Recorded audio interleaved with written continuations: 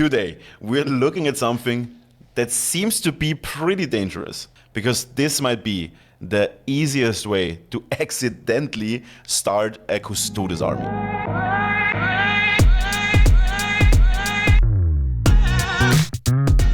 Hello, my name is Marcus. I'm a professional miniature painter since 2013. I've painted I don't know how many miniatures in my life. And there are certain boxes on the market where I instantly know this might be amazing or a trap.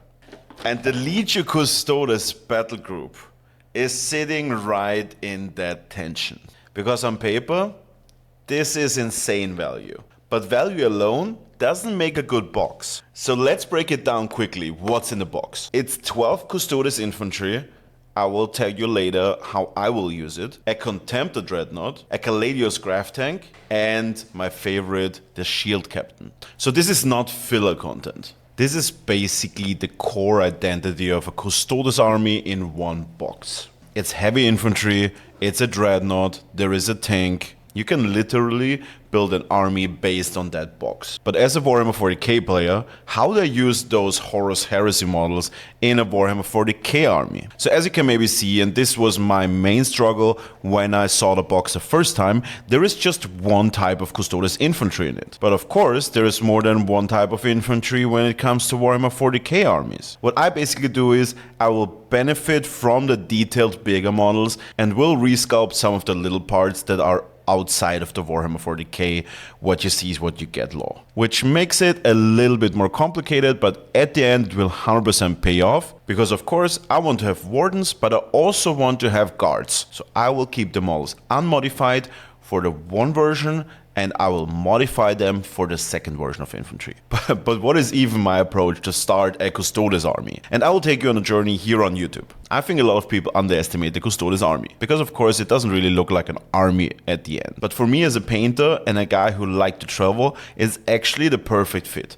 I have little model count, and it's very easy to carry it in an airplane to international events. And this box kind of understands what I need. You're not getting random units. You're getting basically what you need to build up an army. And I think when you check other battle boxes, that is actually rare. But let's start looking at a Custodes army from a painter's perspective. What actually matters for us? Of course, the painting process. But I think painting Custodes is one of the biggest lies in Warhammer 40k. They look easy, but if you want to go a sophisticated way with a Custodes army, it can humble you. Gold reflects basically everything, so it is very unforgiving when it comes to brush control and details, because the new Custodes models are significantly higher detailed than the older ones. But on the other hand, as a painter, if you do it right, this could be one of the most spectacular armies that you can imagine. So what will be my approach? And I thought about,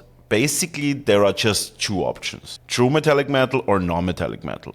I personally will start with a non-metallic metal, because I'm aiming for a very low model count, which means that I can basically hold that army within under 25 to 30 models. So I will keep it simple, I will keep it clean, I will go strong with the contrast and strong on the basing. So I can hide the lower third of the model in shadows, and I will focus mainly on the upper third of the model to make it pop even more on the table. Before I start building models, obviously I checked all the manuals and all the instruction that comes with that box. But after the third or fourth page, you really see that this is made for everybody.